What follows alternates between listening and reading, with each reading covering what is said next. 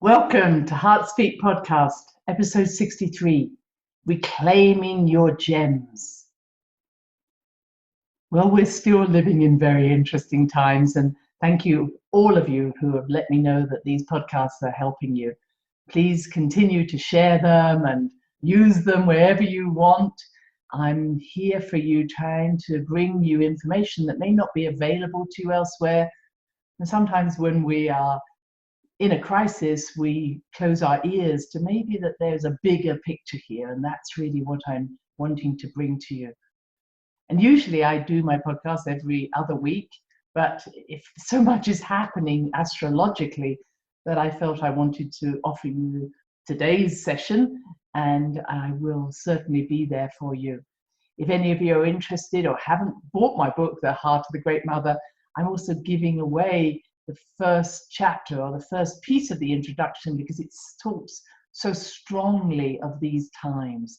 So if you would like to get that from me, either go through Facebook and I'm advertising it there, I'll send you that little PDF, or you can just send me an email to info@christinepage.com and I'll send you a little 2,000 worded PDF to really talk about these times, because these times were predicted. They are absolutely what we're needing, but there is a little bit of a battle going on. I think I've got to use that word, between the old world that you've heard me talk about, the old way, the old beliefs, and the new world that's waiting for us. And everything that defines us, everything that identifies us, and you've heard me speak about being in a holographic world. Literally, the more we think about something, the more we create that within our own world. Forget anybody else's. So if I believe I'm stupid, what will happen is I will attract into my life people who will keep telling me I'm stupid. And the more energy I give it, oh yes, they're right, the more that happens. So whatever you believe at this moment, because it's just so, the veils are so thin, there's so much creativity going on. What we're needing to get a handle on, just in our own lives, is what do I believe? And forget outside yourself. What do I believe about myself? Do I believe I'm a shining light of beauty and glory? Or do I think I'm a failure, or I should be doing more?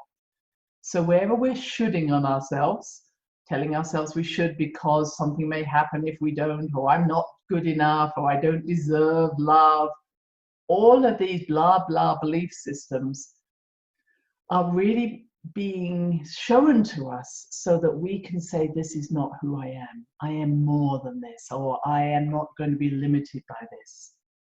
And so that's why I wanted to talk about reclaiming your gems. Who are you? So we were the caterpillar, with our however many legs a caterpillar has. These legs are our identity. This is how I define myself. This is how I know I'm secure. This is how I find a safety net for myself. And all of a sudden, we've been thrown into the cocoon. And the cocoon is actually liquid caterpillar. That sounds wonderful, doesn't it? But it's really, if you know anything about my work, it's about the ocean of possibilities. Doesn't that sound more exciting than just a liquid caterpillar? But we're being thrown into where we thought we knew where we were going, we thought we knew what was happening, into, wow, look at the potential. Now, you might have said, why did it have to be such a crisis? Why did it have to happen in this way?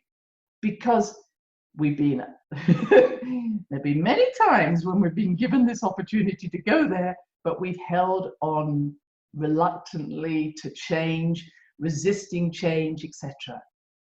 Now, let's forget about the crisis just at this moment. Haven't there been times in your life where you knew that there was change was needed, but you've held on? Haven't there been times in your life like that? That's been my world in terms of being a doctor, a healer. People will say, I know why I got sick. Hang on. If you knew why you got sick, why didn't you act? And they will say, because I really wanted my life not to change. I wanted it to be like I knew it was. So why would I let go and allow change to happen? And that's the truth of the matter. If the fear of change is greater than the fear of staying where you are, you will not change. No, nothing would. A bacteria doesn't. Nothing moves more towards fear. It stays with what feels comforting, however uncomfortable that comfort is. Make sense? So if you look back in your own life, where have there been times where you've done something or you're doing something even though you didn't like what you were doing? Or if I may say, where are you in a relationship that you were holding on because at least you had a relationship, but it really wasn't meeting your needs, nurturing you? So all of a sudden, the great mother, the great crone mother, has come round and saying, enough! I've given you opportunities. I've whispered in your ear. I've suggested to you there might be something more exciting, but you didn't listen. So now I have called time. And there's a lovely story about the goddess Artemis. The goddess Artemis is a triple goddess. She is known as that young, intuitive archer that runs around the forests. She's known as the mother with all her breasts, feeding everybody. But she's also known as the Great Bear. And the Great Bear is what we call, some of us call the plow or the Big Dipper. And what it is that in ancient times, they would watch the movement of this through the skies. And when the tail of the Great Bear or the handle of the Big Dipper or the plow pointed in a certain direction, it was like this Artemis was saying, now, I've given you warning, I'm going to take control.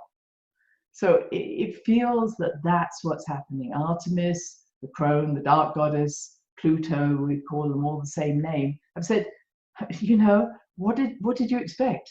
I've been telling you this is the time. It's like a volcano that's been rumbling and everybody's going, oh, it won't happen. Boom. we can't time these things. It's almost like she's saying, hey, I'm doing my best. And remember that the crone is saying to us, I love you so much, I won't let you be less than you are. Hear me. I love you so much, I won't let you be less than you are. So when things are happening, you can believe that something's being done to you. Be a victim to circumstances. But I want you to believe that whatever's happening to us, it's coming from a place of love. Now, you might jump up and say, yeah, but there's people suffering, there's people dying. Hey, I've been around suffering and dying. I've been around people. And you know, there's something about that takes us into a place of wholeness. Now, don't get me wrong. I'm not saying, oh, isn't it wonderful you suffer or you die. I'm just saying is, when we are going through a crisis, it's not that we're looking outside ourselves. We are forced to look inside and say, I need to come home to me. And that's what's happening now. I've sat with many people dying. I've sat with people who have had fear of dying, but the majority have just found it a relief to no longer be suffering. And I want to say, not forget, but put aside the people who are dying. Put aside, where are you dying? What needs to die in you for you to come home to yourself? What needs to die in you? What's keeping you separate from yourself? And what keeps us separate from ourselves is fear, helplessness, isolation. Guess what's happening? All of those things are happening in our world. And what they're mirroring is, where am I isolated? Forget social distancing. Where have I distanced myself from myself? Where do I need to come home? And was I really connected when I was maybe running around doing a job, being busy? Was that really connection to myself? Or was I avoiding that connection? With everybody being at home, we're being forced to be with people. We're being forced to be with ourselves. Do we like who we are? Can we accept who we are? So there's so many metaphors that are going on at this moment. But this is a time where the caterpillar has been forced into the cocoon, like it or not. Now, there's some people whose legs of the caterpillar are still outside the cocoon going, no way! And that's okay. And then there are some people who are trying to jump out of the cocoon too early, and their little wings of the butterfly are not ready, and they're kind of falling to the ground.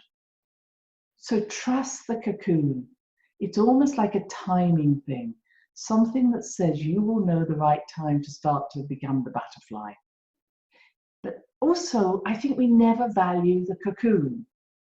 So in my women's work, when I'm teaching about the first 3 days of the dark moon, or the 3 days of the dark moon, the first 3 days of the period, I'm talking about 3 phases: release, connect, inspire. We can do it just with our breath. Breathe out, expire, hold your breath out, connect, and inspire. See, did it all in a few seconds. So we are not at the phase of, let's inspire and hold our breath and just keep going. We're in this place of dissolving to evolve. Breathe out. Connect. Inspire. Breathe out. Connect.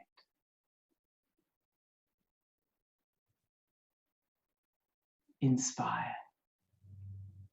And do you notice that when you connect from the out breath, when you hold your breath out, your mind goes quiet?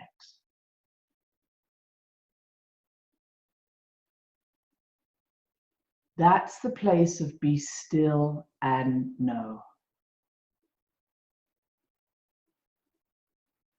And it's a place we often fear. What if everything disappears from my life? What if I do let go of all my beliefs? What if I stop running around? Will I still exist? The answer is, of course you will. Just see. Did you still exist when you breathed out and held your breath? And did you not find that not only did you exist, but you actually expanded? Because your mind was not limiting you. I should do this, I've got to do this. This amazing expansion that's going on at this time. So take this time to breathe out. Take this time, if you do have periods, to see them as a time of, wow, I'm expanding into this ocean of possibilities. What I call the Great Mother's ocean of possibilities, the ocean of awareness, of potentiality that's waiting. So who are you when you're not putting yourself in a box? Who are you when you expand? And don't, please, say, well, if I was offered the great cookie shop or the biscuit shop in the sky, what would I eat? And unfortunately, a lot of us would just go for the same cookies we've always eaten. Not me, but many will. In other words, if you're given every flavor of cookie or ice cream or whatever it is you like eating, don't just say, where's the one I usually eat? So in the middle of this breakdown, this cocoon that we're in, this is not a time to say, oh, quickly, let me grab onto what I know. This is a time to say, oh my goodness, what have I not been doing? Or what have I put aside wanting to do because I had things I needed to do? And the reason, what you're wanting to tap into is not from your head. What do I want to do because it's going to make me money, or I'm going to be more successful? Forget all those triggers. I know this may be hard because some of you may not have been there for a while, but say to yourself, what do I enjoy? What's inherently inside me that I know how to do? What qualities, and I'm talking about maybe 3 main qualities that shine out from you in everything you do. For instance, one of my qualities is curiosity. I like to be interested. I'm a Gemini, but it's part of the fact is when I'm not learning, if I'm not being expanded, then I get bored and I no longer enjoy it. So I often move on in my work when I'm no longer learning something because I can do it without thinking. So where are you doing something you know how to do, but you actually are not growing from it. You're not expanding. It's not helping you. So just because you can do a job well, it doesn't mean you should keep doing it. Now, some of you may say, well, one of my natural tendencies is love. Okay, everybody has, if I may say, a quality of love. What is it about your lovingness that is so different from anybody else's? Well, when I'm with people, I see them light up because I inspire them, or I cheer them on, or I empathize in a way if they say, wow, I'm not alone. What is it about your particular qualities? Go deeper. Don't just tell me love and liking to be with people. And what is it about your creativity that is different from someone else's? Well, I like to do things that are different. I like to explore the possibilities. For instance, if you're going to make a cake, let's bake or do some bread, do you just follow the recipe? Or is there part of you that will experiment and put different flavors in? Are you someone who even can put different flavors and at the end of the day go, ugh, that wasn't very nice? Are you willing to take a risk? What is it about you? Or are you able to synthesize information very quickly? You can see the bigger picture and you go, oh, well, I know exactly what's going on. I'm there. What is it about you that is so unique that your friends would say, what's unique about Christine, what's unique about someone is the fact that these three things. She never gives up. She's very dutiful. She's very loyal. She's fun to be with. She's exciting. You know, again, ask them, what is it about me? And maybe with being with your friend, your family at the moment, ask them, even if, especially if you've got teenage children and the partner, or a few people around you, what is it about me that you like being? And they may say, oh, you give great hugs. That's fantastic. But what is it, if you have children or grandchildren, what is the role model that they're seeing in you? You know, what's unique about you is that you open my eyes to things, or you always know, you seem to know what I need at this time. I hope this is exciting you. This is about gathering and reclaiming your gems. Now, why is that important at this time? I've got you in your cocoon, but we're seeing the cocoon not as a limiting force, we're seeing it as an expansive force. And come the 4th and 5th of April, which is very soon, Jupiter and Pluto are coming together. Jupiter is expansion, exaggeration, enthusiasm. Pluto is about the deep gems. The word actually means gems, not death and transformation.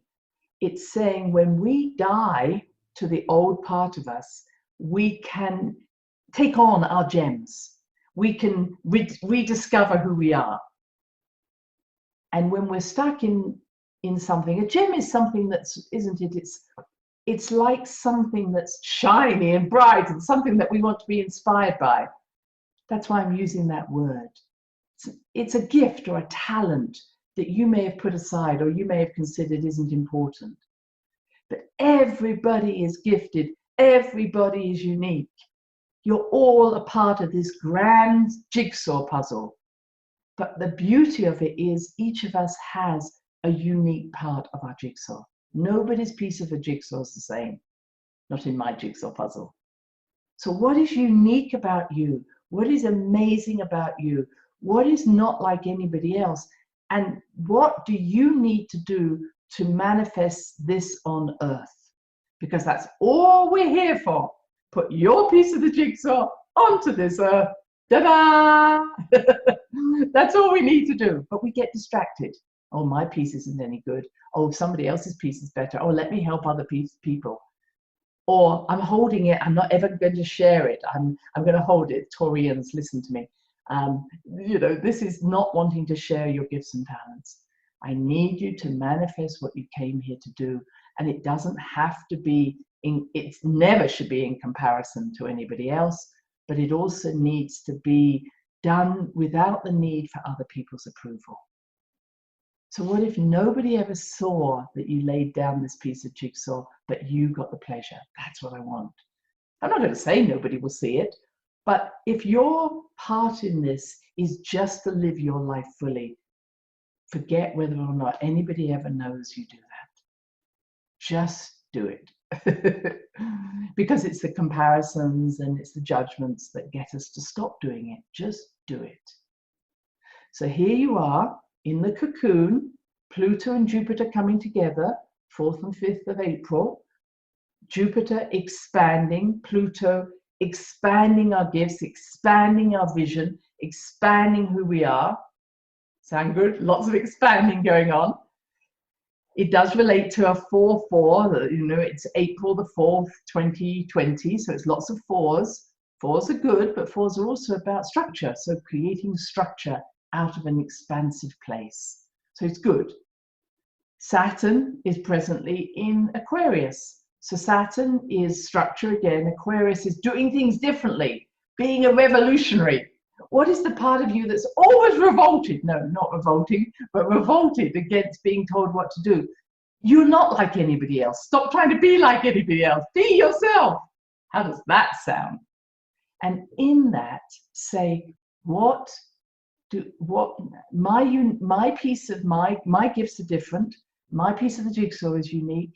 I am here to be unique.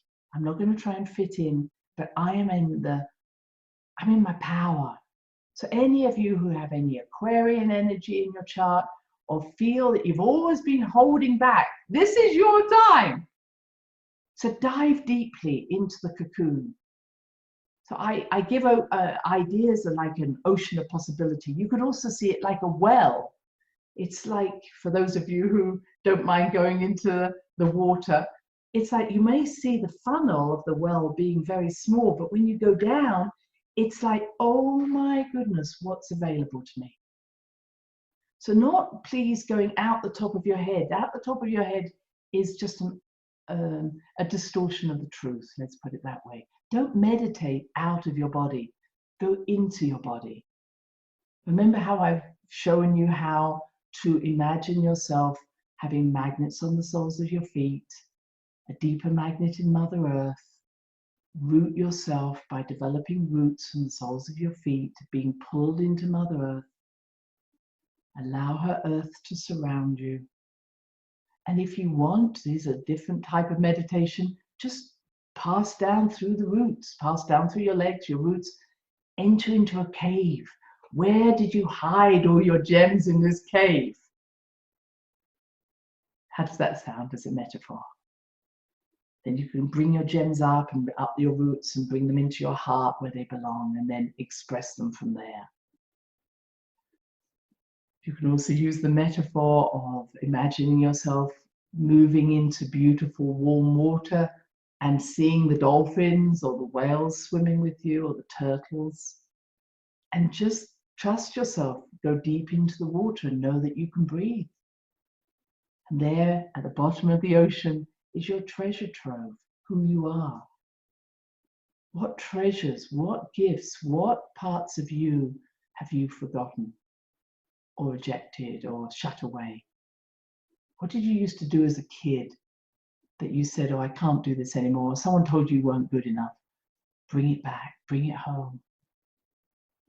If it feels right, I'm bringing you back from the bottom of the ocean just in case you got stuck there, back into dry land.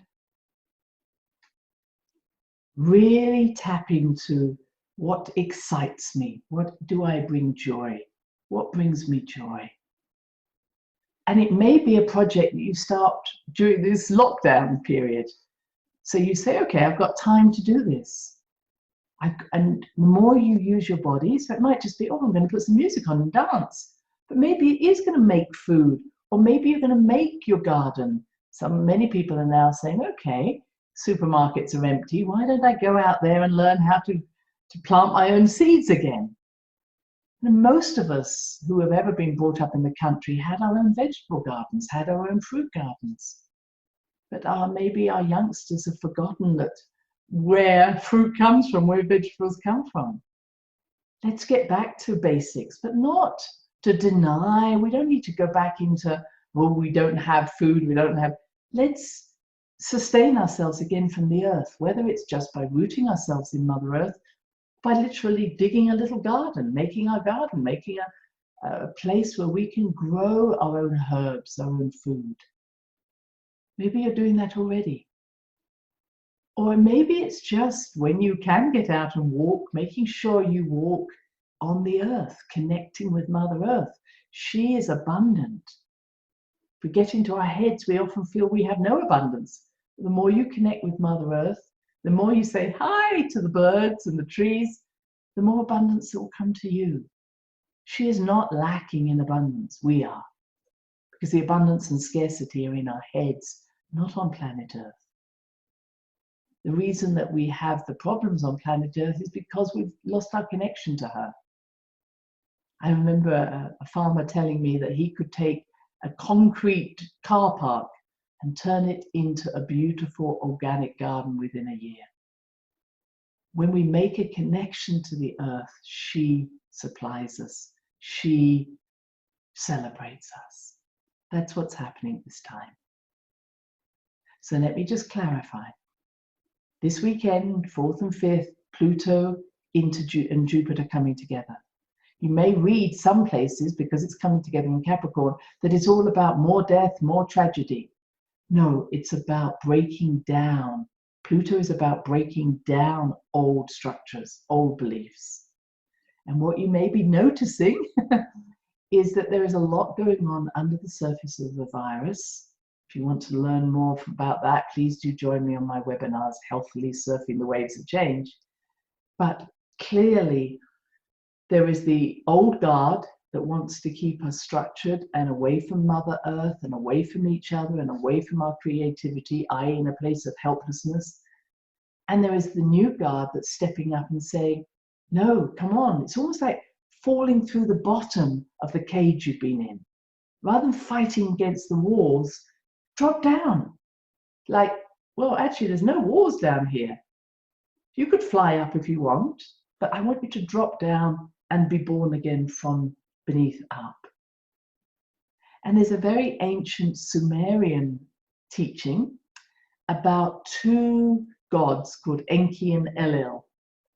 And the Sumerian legend is probably about 4000 BC, probably at 6,000 years old. But it's much more ancient, we believe. We believe, if you've done any of the reading with me, that this is, Enki and Enlil were ETs. You can take or leave that.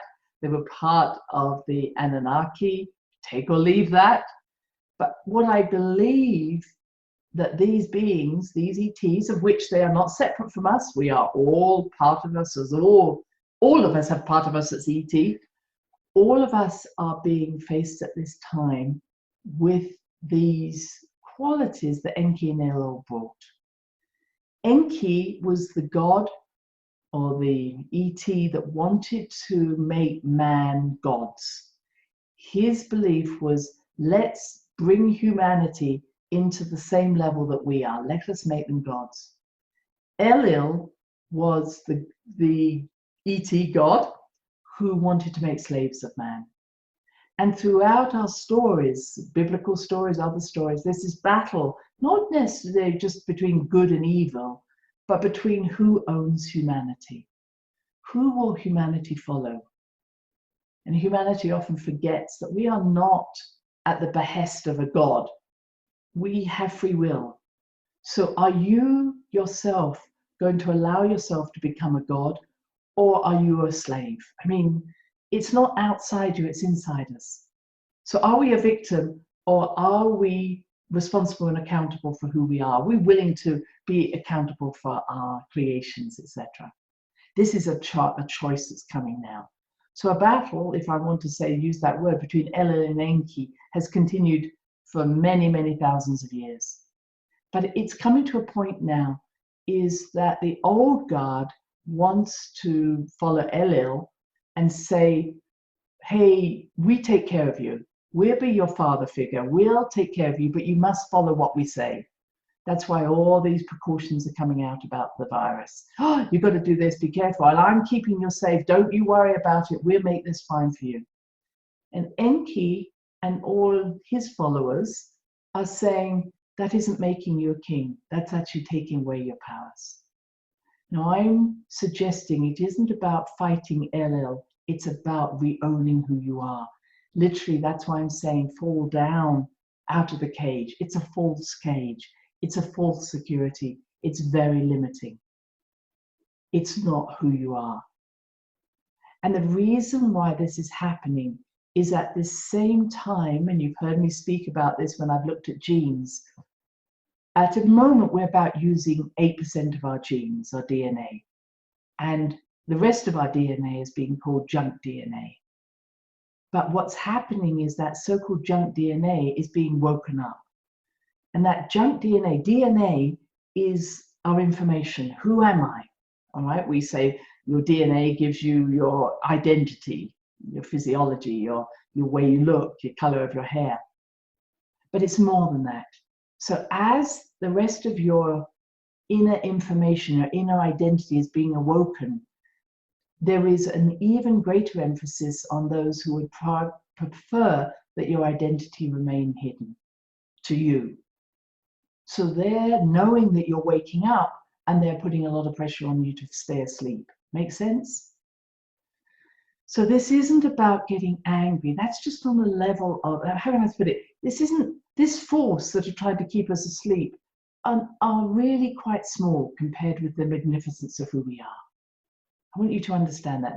They're working on a very low frequency. When you say, I no longer have a fear of death, that's what I was really trying to say to, I know I'm going to die at some point, and I've died many lifetimes, if you believe that. So death is not what I fear. I fear being small. I fear being blocked from being all that I am. And I demand wholeness. That's the revolutionary self that is coming through at the moment. Not against someone, but against you, yourself, ourselves, that make us believe something that is not true. Hope I'm making sense here. What I'm saying is that it's literally about, there's a radio station, sorry to talk about radios if you don't even know what one of those is, there's a frequency that is going through the world at the moment. Maybe connected and intensified by something like 5G, maybe intensified by the virus, but it is on a limited frequency. It's just trying to block our thinking. And if our thinking is only on a level of, if I may say, your mind, very limited way, then that's going to be successful. But if your frequency of your heart is heard, and the energy coming out of our heart is, I'm going to say 1,000 times stronger than that of our heads, we can literally use the energy of our heart and light up a small light bulb. Our heart, our yearning to be whole, our yearning to be all that we are, this is much, much stronger than anything that our head could do. I hope that you're excited by what I'm saying. We're in a time of transition. We are in a time where you could say there are two forces, the Enki and Elo forces, fighting each other. But there's a third force. And that third force is, and I've shown you the Vesica Pisces, where two circles come together, the circumference of one circle goes to the center of the other. They create an almond-like shape of Vesica Pisces. So it's the third force. It's neither me or you, it's us. Or us expanded. We are entering a time of expansion. We're entering a time where it isn't about taking sides, it's about coming back to the center, the source of all this mystery, the source of who you are, reclaiming yourself, coming home to yourself. How's that sounding? So I feel I want to leave you with that sense of bringing the duality together into the center, recognizing that you are this and you are this, but you are more than that. And I don't want for you to have a meditation necessarily of that, but every time you do something that harmonizes with your heart, I'm really enjoying this. I'm excited by this. You literally are creating your own inner Vesica Piscis that then becomes what we call a Taurus, a Taurus, which is a portal into the new way. When we are not excited, when we are not enjoying something, when we're doing it out of fear, then the door shuts to our new world. So I feel that that's what I'm going to stop with. I'm going to stay with the idea of finding your gifts. Spend time. What is it that's unique about me? Do some things that are practical that will lay down those gifts. Maybe you've even talked about, well, I'm going to write a book. You never had time. And I have to say, don't write a whole book. Just write a journal or write your inspirations down. Or I've always wanted to do that. Do it. Be in your body. Build something, grow something, create something. That creativity is so attuned to us as humans. What is it that is naturally inside me that I can grow? Many people are being, unfortunately, forced out of their work. This is something that will not go back to normal, I'm sorry to say. But I always mentioned how artificial intelligence was coming in. There will be more and more jobs being taken over by robots or jobs not needed. So it's no good saying, I'll go back to that job. What you need to find is what is the unique, creative, valued way of who I am. In other words, can I feel valued? What can I create? What can I do? What does it mean to be valued? It means that in some ways you are changing yourself and you're changing other people's lives. You're finding value in yourself. How am I valuable? And that goes back to knowing what your skills and your talents are. So find your value, find your creativity, find your skills and talents and express them. Don't just talk about them, do something. It doesn't have to be changing the world out there, because changing yourself is changing the world. And allow yourself to realize that in the cocoon, everything's breaking down. Let go of those things that no longer harmonize with you, no longer nurture your soul. Trust the cocoon. You will know when to come out of it. Don't rush.